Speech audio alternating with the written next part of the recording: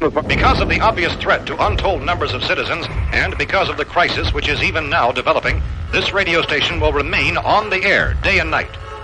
Officials and newsmen at first discounted those eyewitness descriptions as being beyond belief. However, the reports persisted. Listen to them. Children of the night. What music they make.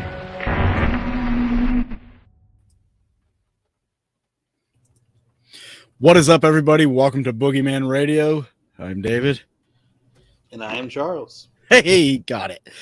We've got a fun show for you guys tonight. We have some guests, some who you may recognize and some who you might want to recognize. I don't know what that means. We'll just go with it. Tonight's a paranormal roundtable. We haven't done this yet. This is new for us. So... For some of us. For this show, yes. For the show. Yes, Charles. By the way, Charles, how was your week, bud? Insanely busy. So, gosh, we're working a lot. No, right now, usually it's our slow season, and the fact that we're busy beforehand is just nuts, personally. Yeah. So, sucks. But, I mean, good at the same time, but it's keeping me from doing other things that I want to do. It's kind of what you have to do with work.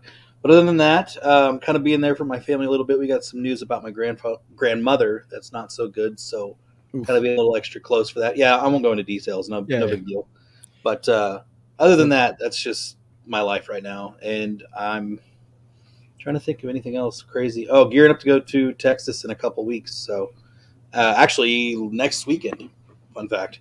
Are you gonna be doing Are you gonna be down there for the show or? No, I'll be back that Monday before. Okay.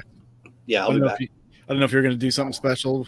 No, not for the show. Unfortunately, I'm actually flying, and I don't want to take everything with me. Like laying topless on a beach and hey, you never know. What's up, guys? Just chilling. What show's on a beach? Use your Valley Girl accent. Maybe. Maybe. If you guys haven't heard it, it's good. It's One good day. Stuff. One day. It's good stuff. Join our Patreon. You Yeah. can join our Patreon, and you'll be able to hear it. That's patreon.com/Boogeyman Radio. Catch the After Dark show right after this show, and you might be able to hear it. So how was your week, though? I know things as well. My week has been just slow, man. Like, I'm waiting to start a new job. I just got confirmation today. Nice. Background check and all that crap went through, which I knew Very it would. nice. I mean, that murder only stays on your record for like 10 years, and then it's gone. Yeah. Like bad credit scores, you know. Yeah. But you know they didn't care too much about it. So I got the job, yeah. So just waiting on that Good. now. But I've been playing a lot of Call of Duty with Barry. Not surprised. Yeah. Less than 10 days. Just living it up. season. Yeah, 8 more days and new season comes out and you get to play with all those bugs. Yeah, I haven't been able to play as much as I wanted to lately, but that's okay. I get it. So I'm home and I'm tired. I want to go to sleep. Screw that. So tonight's show is going to be interesting. The cast that we've assembled, kind of, I struggled with that word. I was like, I was going to say, did you come up with that one yourself, Dave? I was about to say ensemble. And I'm like, no, it's not that. Not quite. The cast we have on here, kind of different backgrounds, which you guys are probably going to appreciate as much as I do. So we'll introduce them one by one and we'll get into this. And first up to the stream, Mr. Dan Williams, the founder and director of the Paranormal Research Institute. Dan's out of Illinois. And earlier, this past year, you guys had an article on a experiment published. Yeah, we actually got published by the Society for Psychical Research out of London. So the oldest societal research in the world. So that was kind of cool. See, Charles, words are hard. Words are hard, I believe. I'm not the only one that struggles with it. I'm glad to know that. Yeah, no, we're Come on, all psychical, man. How fast can you say psychical? psychical. Psychical. But no, that's awesome. We'll discuss it a little bit more. But glad to have you on with us. Next up, guys, you may have heard stories about ancient giants, but this is a real life giant. That is true. And what's funny enough is he's got red hair. He's a red haired giant. So What's wrong with that? without further ado, from 28 Days Haunted, Big Nick Simons. He was muted. Who is muted? Hey, there we go. There we go. There we go. Hey, everybody, thanks for having me. I hit my head on the door coming in here, but I made it just in time. Don't ask me to say Dan's article name because I'll butcher it worse than David trying to say nuclear. Forget it. Anyway. Nuclear. No. Nuclear. So our third guest is the president and I'm guessing founding member of Haunted Soul Society, Nicholas. I'm going to butcher his last name. Campagna. You are muted. I'll have to unmute him. There we go. Muted again, buddy. Muted again. There we go. Lord. Go ahead, Lord. Get your shit together, StreamYard. What's going on, guys? How we doing? Watch out for that double tap. Yeah, no kidding. Yes. Effective. Nick, you've got an interesting background, which I don't think a lot of people know about. And I don't know if you want to let everybody know about, like with the whole vampire thing. No, I have no problem talking about it. There you go. I mean, it's just it's a lifestyle that my wife and I we do. I mean, vampirism isn't all just drinking the blood and all that like Hollywood portrays. No, they we have fun. Let's put it that way. I mean, the reason I brought that up is yes, number one, it's a fascinating lifestyle, but like you guys talk about energy in that lifestyle. The use of energy is a prevalent thing, and as well as it is with the paranormal. And I love how, like when I seen you guys speaking over at the not Richmond, Lexington, at the conference there, when you guys kind of tied that together, the way you did that, I always found that fascinating, and I think it adds a unique outlook to everything as well. It does. I mean, they intermingle one way or another and all that, and we have figured out the way to do that with the energy that we carry. So I mean, it comes in helpful. Sometimes during investigations it does, but sometimes it's not so helpful. It just opens you up to things that you don't want to deal with at that time, if you will. Like herpes. Oh, for you maybe, not me. They told you? Thanks, Mom. I got mine from my mom too, David. Don't feel bad. No, I got mine from your mom too. Oh my!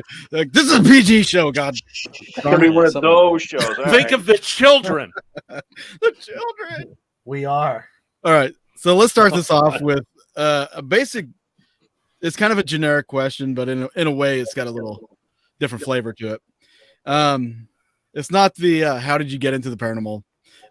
It's when you got into the paranormal, guys. What was the landscape like? How did it look? How was everything going whenever you first got into it? And Dan, we'll start off with you and just go clockwise. All right. So, I got into the paranormal stuff when I was about 9 years old. So I really didn't know there was other stuff other than the books in the school library. But this was, let's face it, I'm old. I'm clearly the oldest one here. So this was back in the late 70s, and the paranormal, you didn't talk about it. Like if you had a fascination with the unexplained and with ghosts, you were like the weird kid. So I grew up just being the weird kid. Makes sense. I would too. What about you, Nick? How was the landscape whenever you got in? How was everything like? How was the field? Oh man, which My, Nick? I mean, coming back with me. Well, that sorry, my bad. Yeah, Big Nick. This one. That one.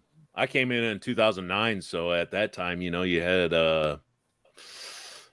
there was a lot of teams just starting out, and there was really only Ghost Hunters and Ghost Adventures as far as like TV shows, and I mean, hell, there wasn't even SB7s available on the market at that time. We were still using those cell detector EMF meters. You remember those little guys that had the button and they'd blink?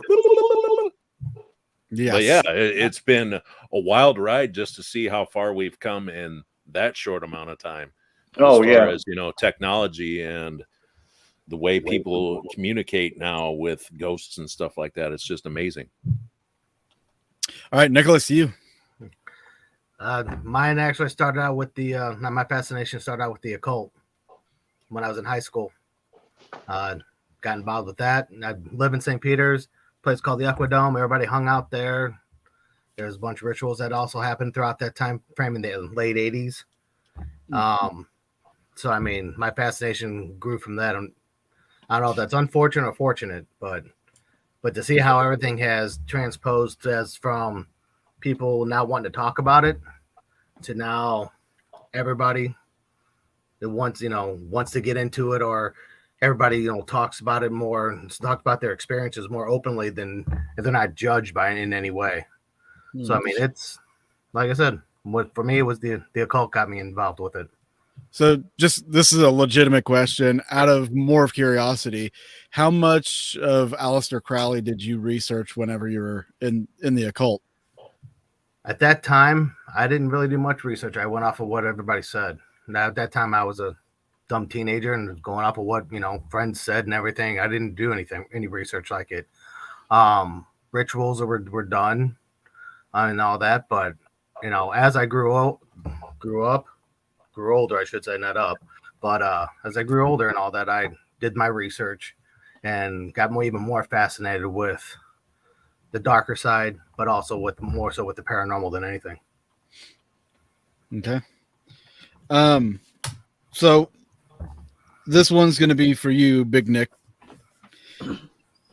You were in a production.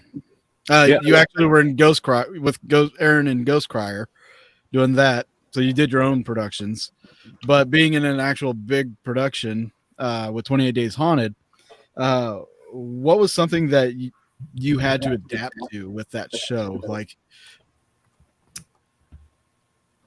probably the most obvious adaptation to being on Netflix was going from, having a YouTube channel with Ghost Crier and the little stint that I did with Afterlife Sessions. You had you were the director.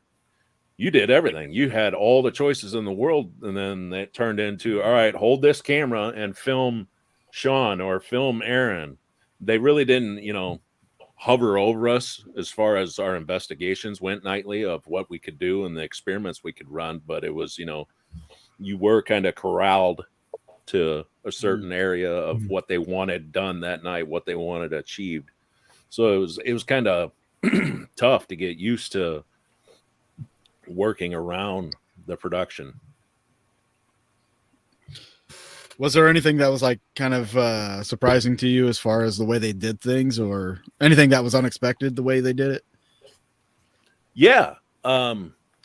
Easiest way to put it is, being on the outside, when you watch these shows like this, having never been on a show like that, you think, wow, the cast on this show must, be this huge developmental part of the show, coming up with ideas and doing all these different things, when in reality the cast is maybe the 5 in 1905 on that can. If the can is the whole show, the cast is just a teeny tiny little dot that once the cameras are shut off, that's it, get out of here. Like the day that the announcement came out that the show was going to drop on October 21st, we were all like, holy hell, we didn't even know it was coming. Everybody was shocked. There's no like communication like, okay, get ready, on September 20th we're gonna announce that the show's coming out. No, it was just like the 20th hit and we were like, it's here finally. Just kind of creeped up on you. They really kept you guys in the dark then. Holy cow. Yeah, the cast is just a little smidgen of the grand scheme of things. Interesting. All right, so Dan, question for you. What was the process of getting the study published like for you guys? So it was took us about 4 years to do it.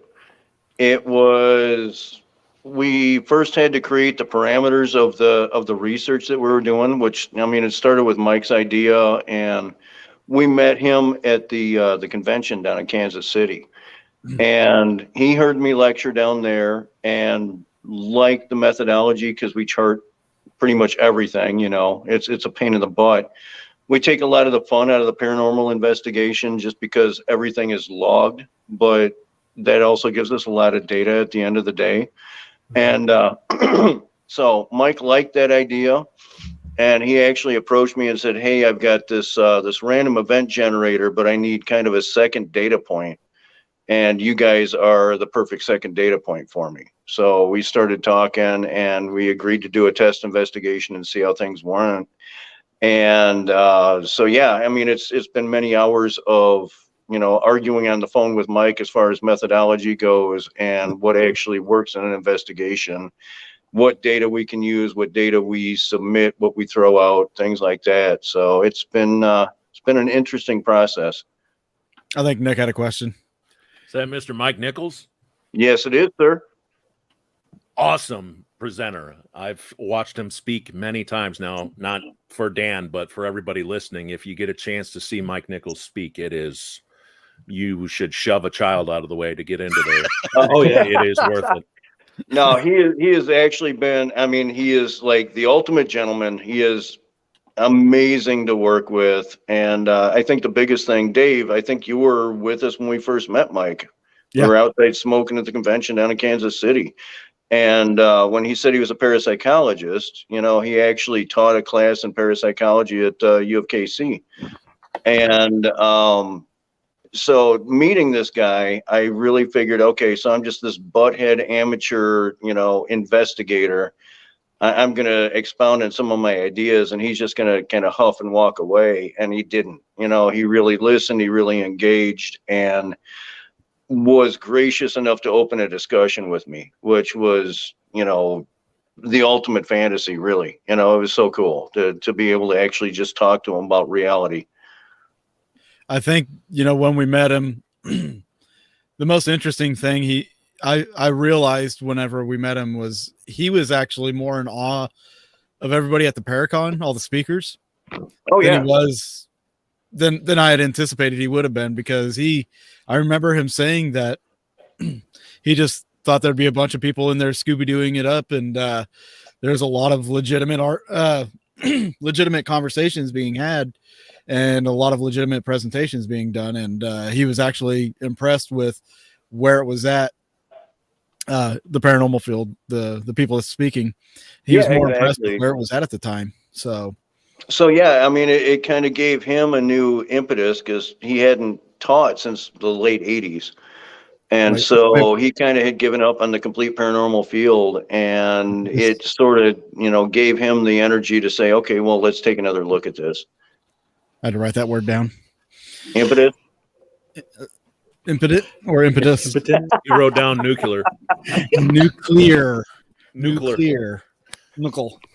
But yeah, I mean, none of this would have ever happened if it hadn't been for Mike. Mike has really been the big driving force. We've been lucky to be able to support his ideas. So I'm very gracious for that.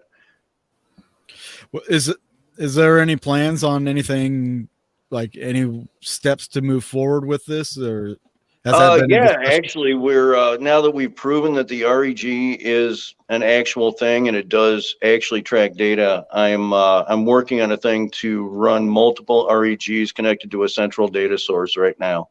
Nice. So basically, we'd be able to drop, you know, 8 to 12 REGs that would all connect to a main screen that he would look at, and we can start maybe tracking exactly what we found. I mean, that's kind of the big thing is, you know, I tell everybody, it's like, this isn't a ghost detector that we found. This is proof of something that's beyond normal, but it's not, you know, a packaged ghost detector. And so we've taken the first baby step, really. So with that being said, I have a question too. Have you guys thought about doing to me, I think it'd be really cool to try it out. Since you're working on multiple REGs, try to do that link up investigation thing where you just one group over there, and see if you can have any correlation. Yeah, I mean, it's definitely been discussed. Yeah. We're actually looking. So one of the big problems we've had is now that we've proven that this works, we need to give it to another group. And so we're looking for another group, but the problem that we're having is that this other group has to follow the methodology that we've Right. developed. And so to make it a true experiment, we have to be completely hands off. So, I mean, it's 100% faith that these people are going to do what we ask them to do, how we ask them to do it. Right. And that's proven to be a little bit problematic.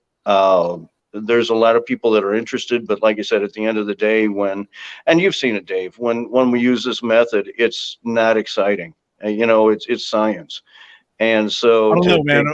The investigations I've been on has been pretty exciting. So I'm just gonna say it. To be objective during an investigation is really hard. And I mean, that's at the end of the day, that's the worst thing. And we've actually had, former group members that have blown entire investigations because they get excited and get caught in the moment and forget to call back, and report things in. And then so you lose that second data point. And when that happens, it's like, all right, throw it out. So we've probably thrown out 30 investigations that we've done because we can't count on the data. Yeah, that's the joys of science. It sucks, but it's a fact. If you actually want to have something at the end of the day, you can say, yeah, we can measure this. Yeah, we can duplicate this. Yeah, this is a thing. You have to be very critical of the data that you're getting. Absolutely. Have you told And George Nicholas, I'm Norrie this? What's that? Said, have you told George Norrie this? I have not. He's never returned my calls, man. Something tells me he wouldn't go for it. I don't know why he wouldn't. Yeah, right. All right, Nicholas, this one's going to go to you, and then you guys can follow up after him.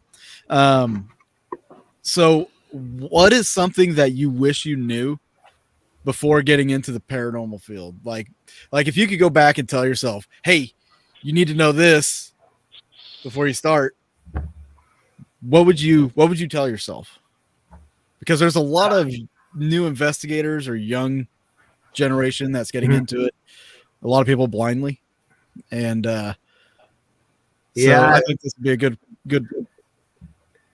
If I could go back and basically tell myself, hey, it'd be basically I'm finding out, and I found this out with the help of my team, that I'm an emotional empath. I mean, I feel the emotions and the feelings of the spirits around. I wish I would have known that earlier on, so I could have really grasped that now, because right now it's hard, because it's hard for me to go into an investigation sometimes because I'm still trying to learn how to control it. My wife Nikki and my other members of my team, Krista and them, they've actually seen me to whereas I've gotten so emotional on investigations that they've had to take me outside just to so I can collect my thoughts, and I've had to actually leave places because it's gotten so bad. So for me now, I wish I would know back then that I had that gift, and then I would be able to harness that gift, and instead of doing it now when I'm 48 and trying to figure out, it's like, what the hell? How do I? Did that slowly develop as you investigated, or what, did it kind of hit you all of a sudden at a location? It hit me on an investigation, but it did slowly develop, because when I was younger, I would feel emotional. I mean, I would get real emotional, and it's just like, why? I had no idea. As I got older, figured things out, and I started getting into the investigation portion of being with paranormal. It was actually my wife Nikki and Krista that actually told me about, hey, you could very well be an empath. You're feeling all this, and where nobody else is. The hardest place I have to go to for me is Ray County. I know, Dave, you've been there, and Charles, you guys have been there with us, and that's a hard place for me to go to, because there's just so many emotions that float around that museum. It's a great place to investigate, don't get me wrong. Yeah. But for me, it's just like I really got to close myself down. So I mean, Yeah. that's the biggest thing I wish I would known back then than for now.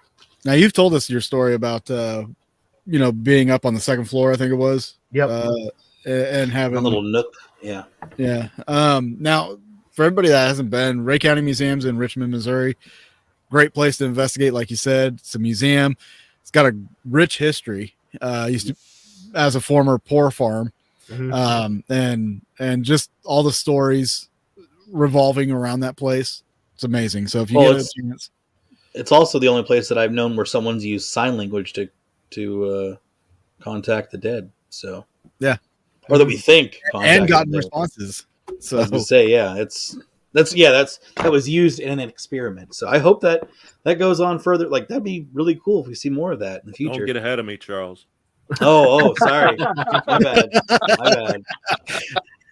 No, Ray County is it's a great place to investigate. We've got, as a matter of fact, we're going to be there twice this year with fun public investigations. We have 2 dates out there, and that's just one place I've got to really watch myself with. Nothing bad happened, nothing negative or anything like that. Just very emotional of what's going on. Just stay in the basement; it'll be fine. I had an experience down. Yeah. Those dang mannequins. Yeah. I don't want to talk about the mannequins. Yes. All right, Big Nick.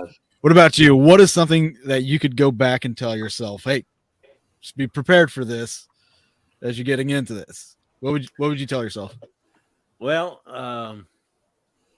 nothing could really prepare me for what I was getting into, but what I was saying earlier to Charles, talking about the people Giving head? communicating with sign language. Oh, He was praying, guys. YouTube. he's praying. It's 4:00. Hey, it's past 30 seconds. We're okay. It wasn't until 2019. Was it 2019? Yeah. Or no, it was 2018. Aaron and I had the opportunity to fly out to California and investigate the Kennedy mine in Jackson, California. And in the process of being out there, hosting that con out there and helping them out with the investigation, we had the opportunity to investigate with silent explorers, Jason and Michael. And that was like a coup de grace of investigating, because before then, you could see Aaron and I on YouTube all the time, like Yosemite Sam, bang, bang, bang, going in with all the technology and just hurl it at the location and say, act, do something, do your thing. And when I had the opportunity to investigate with 2 dudes that are 100% deaf, that really kind of took the wind out of my sails, as far as going in Yosemite Sam guns blazing, or in Dan's case going in like the Chicago Police Department, shoot now and ask questions later. But that really changed me. It changed my mind. It changed everything. It really opened me up to actually feel the investigation. These dudes, probably the biggest piece of equipment that all of us use is our ears, and these dudes have none. Right. And they still have an amazing time, and they have their own personal experience. And that's what, Dan's doing the science thing, but for everybody else that cannot participate in the deep science that he has, remember, the investigation is all about your personal experience. And that really, that just changed me. My God, that had to be amazing, man. Yeah, it was just that aha moment. Like, I'm good at hurling equipment at stuff and light up, do whatever you want and record EVP, but it's a whole nother world just to take all that garbage and throw it outside and just sit there and feel the investigation. Just feel it. So yeah, that's it for me. Dan, you're next. Oh, okay. Well, so I think my thing would be, if I could go back, it would be, hey, this stuff is real. We can finally measure it. We can finally prove it. We can finally say it. So, everything's not subjective. It's not, oh, well, am I stoned? Am I drunk? Is this a flashback? No, this is actually something you're going through. And I think that's been the coolest thing with the REG. I mean, some of the best moments I've had investigating is when you experience something, it's amazing. And everybody knows it's a very personal thing. But when you experience something and then you have a completely neutral piece of equipment that confirms that you just experienced something, there's nothing like it. It's completely different. It's like, okay, this wasn't perception. I actually felt this. I actually saw this, and I have this piece of equipment over here that confirmed it. I am going to throw up to the audience. If you have any questions for any of the guests, you're more than welcome to throw them into the chat there and get your question answered. Now, I know. So basically what we're all saying is the paranormal changes you. The paranormal field changes you. Getting into this, you experience some kind of 100%, man. And even with that change, like I know for me personally, like you experience the ups and downs of life, but for some reason, folks in the paranormal field seem to experience this extreme ups and the extreme downs. Yeah. And sometimes it gets to a point where you want to stop. So that's going to lead me to my next question for you guys. And Dan, we'll go back to you, and then we'll circle back around here. Was there a point where you wanted to stop? And if so, what was the antecedent to that? So that's a tough one, man. There have been a million times I wanted to stop. I lost my wife in an accident. I lost my stepson. And so there's this inherent terror that they're going to come through in an EVP. And so for a minute, that's enough to make you want to go, I'm never going to do this again, and I think the question is bigger than the answer, if that makes any sense. So it's always there. That other world is always there. Once you go down that rabbit hole, and that's kind of what I've told people that want to come investigate with us. I'm like, you're welcome to come investigate, but I'm going to tell you, once you go down that rabbit hole, you don't come back out. It definitely changes you. It definitely opens you to other things. And I don't think you can shut that off, whether you want to or not. Cause there's been times that I absolutely wanted to shut it off and stop and walk away and quite honestly be a normal person. And it doesn't work. Mm-hmm.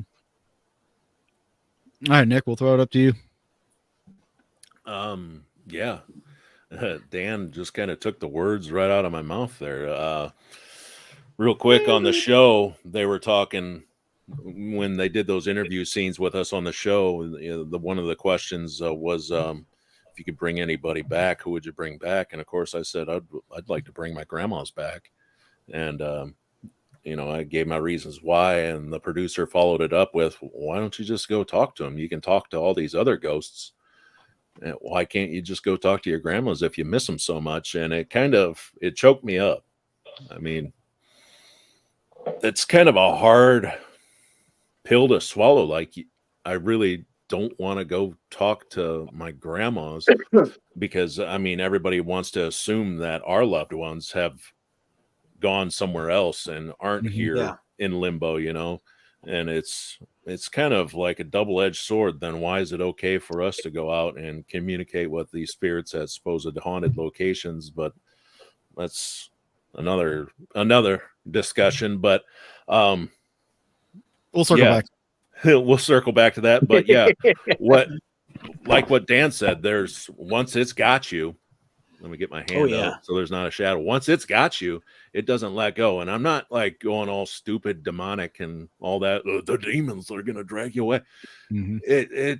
It's like, once you're in, you're in. Like 2020, 2021, I was done with it completely.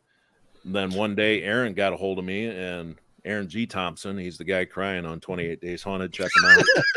Ghost crier. He ghost crier. He called me up and he said, "Hey man, I know it's been a while. This producer wants to have a conversation. I was wondering if you could find it in your heart to come do this interview with a production company with me." I was like, "Yeah, sure, I'll do that." And at the time I was like thinking that it wasn't going to go anywhere, because a lot of us know that if you're on YouTube, you can get probably 8 to 10 different interviews with production companies a year that you spend a whole hour talking to these people and it goes nowhere. Yep. So I did this and didn't think about it for a couple months, and all of a sudden June comes around and it's Aaron on the phone again. Hey buddy, they want us to be on the show. And I'm like, what? Yeah. And the wife was like, are you insane? Like 28 days, that's a long time. And So can I ask a question, Nick? Yeah. At the end of the day, are you glad you did the show? I am. This is going to sound super duper cheesy, but I looked the producers dead in the eye on the show, on scene, and I'm glad I did it, because I only did it to help Aaron. If anybody knows Aaron, this is all he's talked about for years on end. Is making it. And I even told the wife before we even went, I said, I got to do this one just so I can finish the ride with Aaron, because every investigator out there wants to go where we went and get paid to do it. Yeah, get paid to investigate. Do something. Don't let anybody feed you any BS. Everybody would like to climb that ladder and make it to a production company like that, and I had to do it. It was a no-brainer to help Aaron, and now you can see Aaron is on his own path to success, and I don't have to be going to every bean can opening around the country with him to investigate ghosts.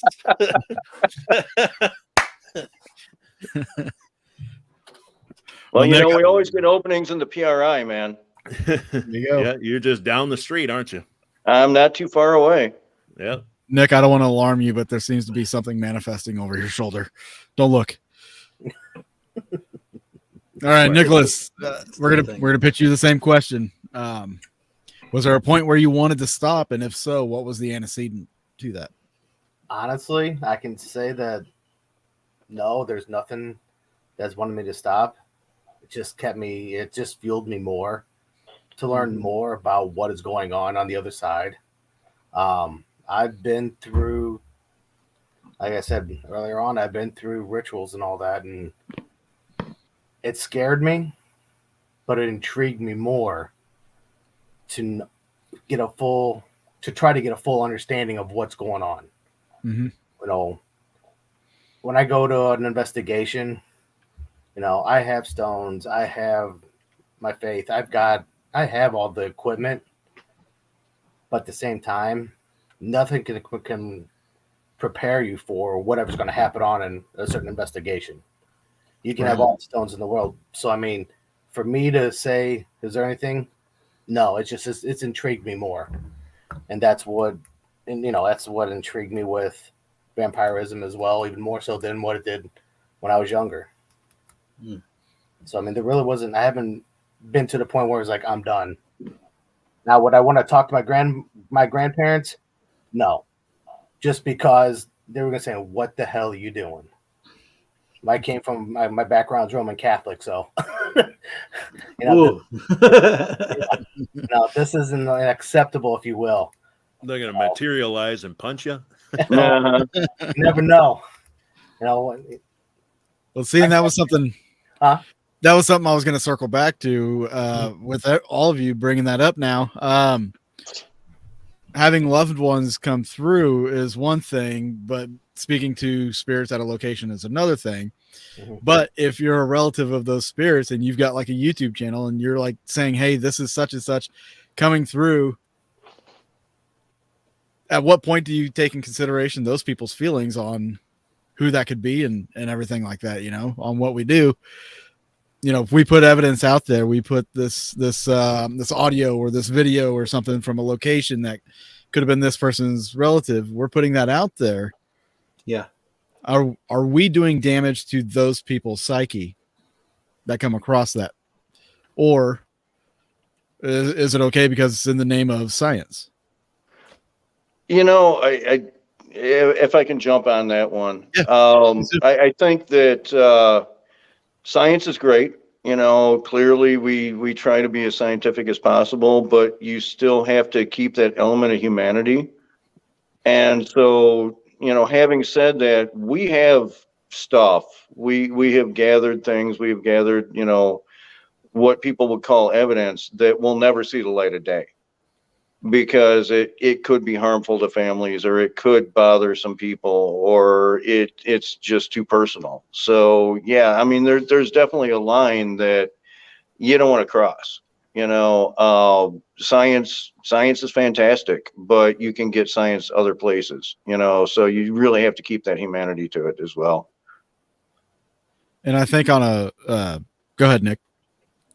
I also riding Dan's coattails again on this one.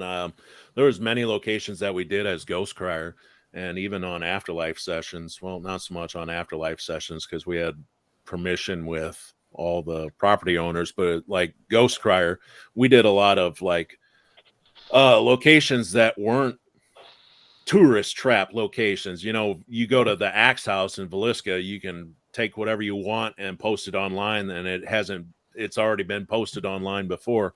But there was a few times that we did lesser known locations that we actually sat down with the property owners and played everything that we were going to post in the video and be like, okay, do you want any of that taken out? And there has been times where it's been like, yeah, take that out, and take that out.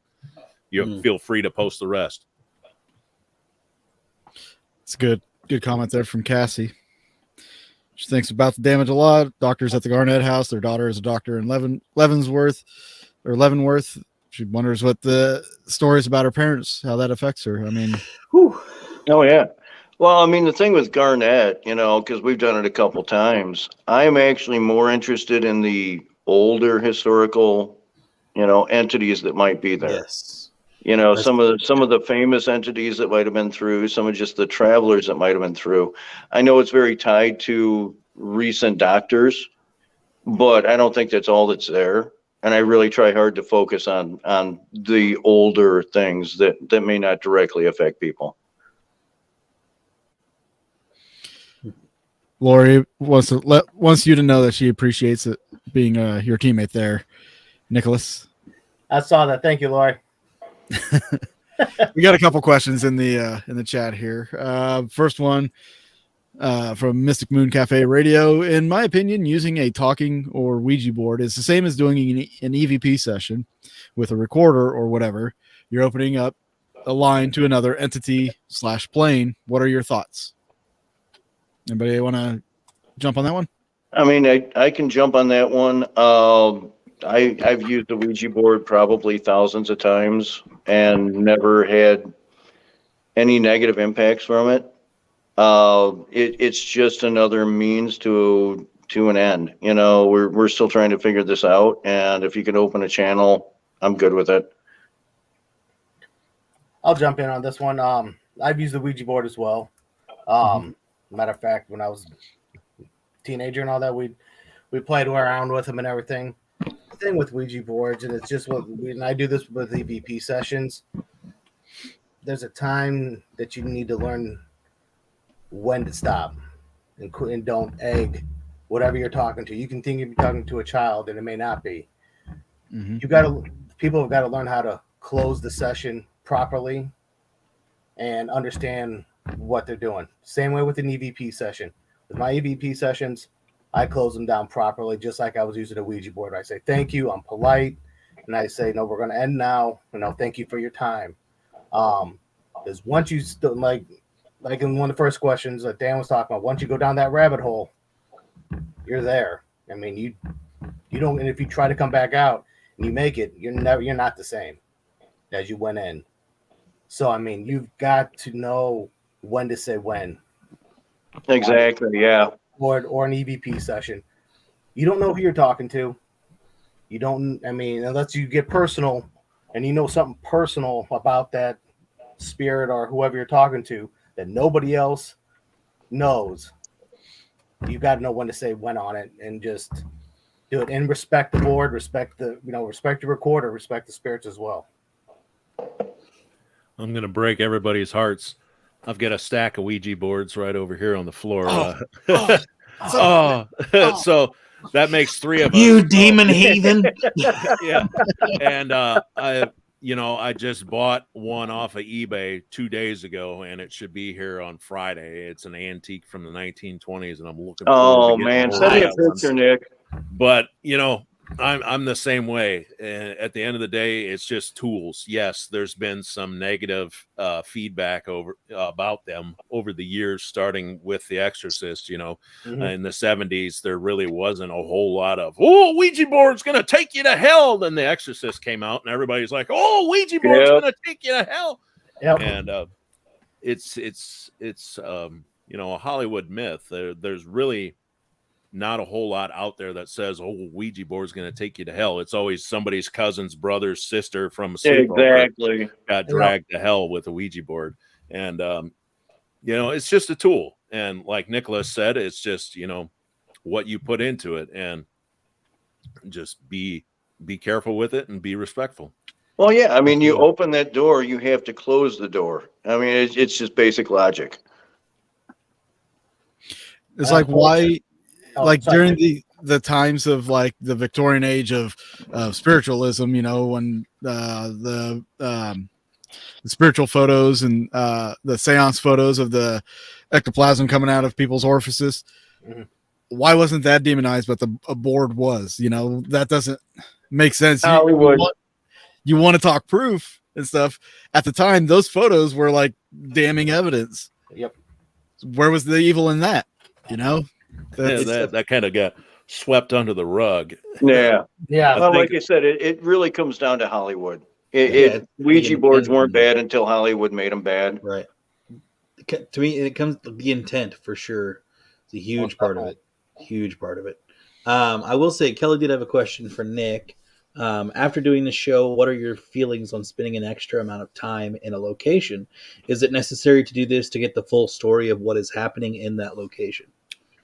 No. The 28 days was just an experiment on our psyche, you could say. Over time, yes, about 15 days in, some things began to change, so that it wasn't like that, 5 days prior to that. It was just the longer we got in there, the more in depth it got. After about day 15, you'd be laying in bed at night, 3 o'clock in the morning, just staring at the ceiling, watching the camera watch you, trying to fall asleep. And yes, there was cameras that watched us sleep too. Inside secret, sometimes they knew I was awake before I was awake. So Nick, so do you think that the experiment was valid in the fact that it basically eliminates everything outside and makes you focus on what's going on? So you're not disturbed by everyday stuff. I have to get groceries. I have to run to the store. I have to do this. But your entire existence is focused on, what's around you. Yes and no. And here's why. I think the experiment would have went just a smidgen better if we did have that access to be able to, call home, call the wife. Hey, how are you doing? Are you okay? You are okay. Okay, I miss you too. Love you. Bye. Right. Just to have that peace of mind that your world back home, wherever home is fine. That's what made the show hard, was not being able to call home, call them loved ones. I've got a wife. Aaron's got a 4-year-old daughter. Sean was worried about his dad a lot on the show. Mm-hmm. And he's like, it was just all three of us kind of wondering what our loved ones were doing and having no way to contact them. And I think that helped break us down a little more. But do you think it'd be a more valid experiment to do the same type of thing with outside contact? Yeah, just to have that peace of mind that your loved ones are okay, because you do constantly have that rotating wheel of, man, I hope everything's okay at home. I wonder what, my wife's doing, or wonder what my baby's doing, wonder what my dad's doing. If I were able to have that, I could probably stay there 48 days haunted. Don't tell your wife. Yeah, right. Don't tell my wife. So would you be like an experiment with those caveats? What was that? Would you be into if we actually backed an experiment with those caveats? Would you be down for it? So say we get a place for 30 days and we hang out there for 30 days and you can contact your loved ones, like an hour session a night where it's free time. you can contact them. But the Yeah. rest of the time is monitored and completely gauged. Yeah, we could do that, but we have to wait a while. Yeah, I get that. Just because of the stuff that we're signed off on and the actual Yeah, everything I get behind the it. dynamics. Yeah, got just sit on your hands for a minute. Right. Hang out. We're almost there. Yeah. Another question for you guys. My curiosity here: what's one of the most intelligent investigations that you've ever, like spirits investigations, what have you, that you ever come across? I guess we'll start I with can Dan start first. this one. Garnett. Garnett. Okay. So, oh yeah, absolutely. Garnett House is one of the weirdest investigations we've ever done. Basically, that's also the only investigation I've had to walk out on. So yeah, that was. What's that? I've got it on video. I know you do. Yeah, that one was Garnett. It's like whatever's there is there to say, yeah, I'm here. Mhm. And yes, I'll give you whatever you want, but I'm still going to jack with every element of your psyche. Yeah. So yeah, Garnett is definitely number one as far as like the intelligent, like it's like the Hannibal Lecter of paranormal, basically, is kind of what I think of that place. It's, to me, it's easily the place that I've been. It's probably the most active location I've ever been to. Well, see, and that's kind of the thing is so Scott Hibbs investigates with us, and the first time we were at Garnett, he was expecting all this cool stuff to happen, and so nothing happened. He got very angry about it, blah blah blah. And so the second time we went, I said, Scott, don't expect anything to happen. Just go in and experience it. Yes. And that was the night that Dave, you and him, if you guys watched the Haunted History, he was up in that room, the light was turning on and off, and it completely freaked him out, but it totally changed the way he investigates. Yeah. So yeah, I mean, Garnett it's very intense. It is very mischievous, and it's very intelligent. We did that at the interview, Dave, on that episode, and as soon as you shut the cameras off, the blocks flew off the bookshelf. Yep. So it's definitely one of those of, hey, I'm going to screw with you. I'm going to be here, but you're not going to capture it. You're welcome, Scott, if you're watching. He still talks about that. Charles knows what I mean. Yeah, I know what you mean. I know exactly what you mean. Nick, you're up if you got one. Or one of you. One of the Nicks. I'll go. Nick. For me, it's going to be Ashmore Estates. 100%. Number one until further notice. Phantom Voices, Phantom Sense. I've had a REM pod. It's actually right there on the shelf. I owned that bastard for 5 years, and it didn't make a peep unless you touched it or keyed up a walkie-talkie by it. Ashmore Estates, that thing just lit up like Christmas tree. I didn't know you did Ashmore. Yeah, it's on YouTube. When did you do that? October of 2020. Really? Okay. Yep. Did it with Afterlife Sessions / Ashmore Estates. It is my top. I got to check that out then. At the end of that, I say I've done a lot of investigations, and Ashmore got me good. I mean, Phantom Footsteps. Ashmore's a trip, man. I love Ashmore. Dave has subjected me to horrible experiments at Ashmore. Why does it always fall back on me? Because it was you. It's you. You Dave. volunteered. You volunteered. It's always Dave. Always Dave. You want to go sit in that haunted place that you're very uncomfortable with? No, not really. No. Hey, should we open this cursed doll that the Vatican sent a crucifix or what is it, a rosary to? No, not really. Should get over that, Charles. Even Josh said he doesn't want to open it. So the cool thing about Dave, if you did. So I've known Dave for a couple of years now. The cool thing about Dave is he has no filter. He's going to push you past your comfort zone, which is why, it's kind of difficult sometimes for me and Dave to hang out because we both kind of have that tendency. Mm-hmm. And so it ends up being really in a dumb situation. Yes. Was there alcohol involved? Because yes, Always, always alcohol involved. Oh, shit. I know. Once Dave gets the what is it? The Jägermeister, it's over. It's done. Oh yeah, no, It's the night's over then. done. I'm gonna walk in the opposite direction by 2 miles. Nah, just embrace it, man. Dan will walk 2 miles just to find a lighter. All right, There you Nicholas. Mine, mine's Ray County. I mean, Ray County. Ray County. Ray County's a big one for me. I mean, we've been there numerous times, and it never disappoints. Whether it's me walking out, because of what I felt and everything, or just watching attendees or my teammates, going through something. Ray County is a big one for me. I mean, I've been to Ashmore, and I've been to Waverly, and nothing compared, and has touched me more so than Ray County has. A real quick question on Ray County, because I know you've been there several times. So that wing where the Civil War room, the Revolutionary room, and the Native American room, is that is that a hot spot at all right there? It is. We've had experiments in there when we were doing some sessions. We were in the Indian Artifacts room. Yeah. And we were picking up some Native Americans and all that, and couldn't figure out, what tribe or anything or who they were with.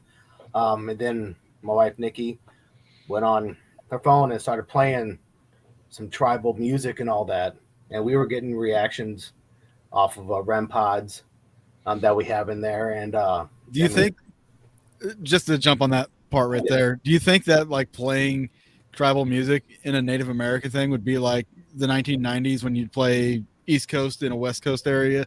Like, I mean, it can play the wrong tribal tribe. music. Yes. Now, we did do some Crips in there.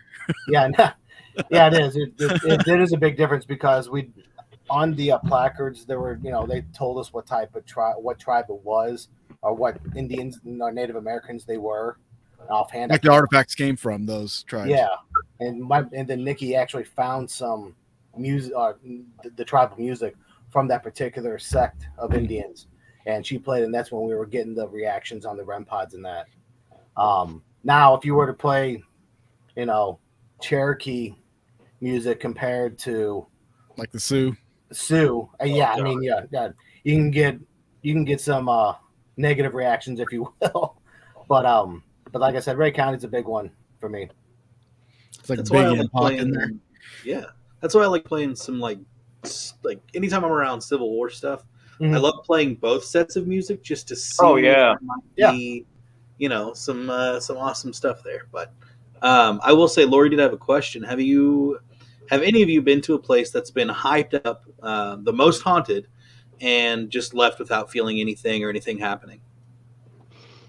I feel like everybody has had that, almost. I'd say that, it's not hyped up like most haunted. It kind of is picky and choosy with who it shows for and who it doesn't, because I've had nothing and I've had, an amazing night, and that would be the Villisca Axe House. I'll say the same thing with me and Malvern, man. That's how, I've had times I go there, nothing happens to me, but happens literally to everybody else or a few other people. And then the next time I go, it's just like, bam, like, whoa. I think that has a tendency to be kind of what your mindset is when you walk into it, too. I've had investigations where it's like, there's nothing here. Yeah. But then in retrospect, I kind of look at it and go, yeah, I was also pissed off at X and this and this and this and this. And so, you put up walls. Everybody puts up walls to exist. And so I think to do a true, creative, good investigation, you've got to be open. And if there's something else going on in your external life where you're not open to it, you're not going to get anything. Yeah. And I just want to follow up on what Charles was saying with Malvern. With Malvern, though, recently we got to spend a week in Malvern, and the activity was more active during the day, but we weren't even looking for it or paying attention to it. So I think it goes along with what Dan was talking about with the walls and expectations and how we're feeling. During the day, it's you're not as vulnerable. You're relaxed. You can walk around there, no big deal. So, yeah. But, okay. Yeah, that makes sense. I get it. Mystic did say in the chat, At Ray County, I had the feeling of someone rushing up behind me in the hallway outside the Native American room, but I was the last visible person in our group. Also had some fantastic shadow play in the basement from equipment room. The farm equipment. Farm equipment room. Sorry, geez, my bad. Dyslexia. Yeah, for some reason, that little section to me, where the Native American room and the Civil War and Revolutionary, right there, we were having some interesting like cat ball light up stuff. I know not a lot of people like those things, but I'm just going to say it anyways. We And use them. yeah, I kept getting like it was weird. We had one. It was myself, Michael Hutchins. He and I were in the Civil War room, which I think is directly across the hall from the Native American. Yep. Yeah, because it's Civil War, Native American, and Revolutionary in the hallway. Correct. And he was sitting down. I was literally standing right outside the door, not moving. He's filming the entire thing. And we just have the cat ball right in front of the Native American room go off. And it just, does its own thing by itself. And then we started asking more questions. And I just had this feeling that something was down the hallway to my right. Couldn't see, pitch black, whatever. And so I asked the question. I was like, hey, if that is you down in the hallway, can you make the ball in the Native American room light up? And the ball on top of one of the cases lit up inside that room. I was just like, okay, well, that, what caused that? That ball wasn't going off at all until I asked that question. And with the cat balls, those are something that have to be moved. Yes. A roll. I mean, they just, I'm not going to say they just don't go off, because they do have a tendency, especially when they start going out, they'll just go haywire. But that's a piece of equipment that, you just. All right. So I need somebody to hook me up at this place. Me. You don't. Yeah. Oh yeah, check it out. Yeah, it's great. Yeah, no, Yeah, it sounds amazing, man. I would love to do an investigation there. Oh yeah, I mean, we're doing we've got investigations planned there. We have 2 of them planned there this year for our Haunted Soul Society. All right. Well, shoot me contact info and let's do that offline. Definitely will. As far as history goes, it's got to be the coolest county museum I've ever seen. Yeah, with all the different themes in the rooms, it's awesome. Setup's awesome. Yeah. I mean, So they've got everything from Revolutionary War, Civil War, World War It sounds incredible. Oh yeah. Give yourself at least 3 hours, literally, just to walk through and check out the place. Like it is awesome. War, so, all right, guys. Real quick, if you guys I'll take turns. Let everybody know where they can find you and some of your information, and we'll have to end the show here pretty soon, and then we'll start up the After Dark, which I'll send you guys a new link on that one. But Go ahead, and Nick, if you want to start off, Nicholas. Yeah, you can reach me at at thehauntedsoulsociety.com. That's our website. It also has events that we are going to be doing. We have events at Malvern Manor. We also have an events at the McIntyre Villa, and then 2 events at Ray County Museum. But you can reach me there. You can also reach me at HSS NickC at gmail.com. If you have any questions or anything, contact information is on the website as well. So, but yeah, you can get a hold of me on Facebook one way or another through Haunted Souls Society Facebook page. That's Souls with an S, not a Z. Yeah, not a Z. Haunted Souls with the Z. We've actually done an investigation at Ray County Museum with Haunted Souls with a Z. And they're great guys. Yep. They're great guys to do investigation with. So, but yeah, hit me up at any of those there, and we can keep in touch. All right. And then Butter Stuff at Big Nick Simons. Butternuts. You can find me anywhere internet's available at. It's over here. Big Nick Simons. I have no website, so sorry. And yeah, if you live in Wisconsin this weekend, February 11th, I'll be at the Washura County Historical Society investigating the former jail that Ed Gein was locked up in for just a couple days.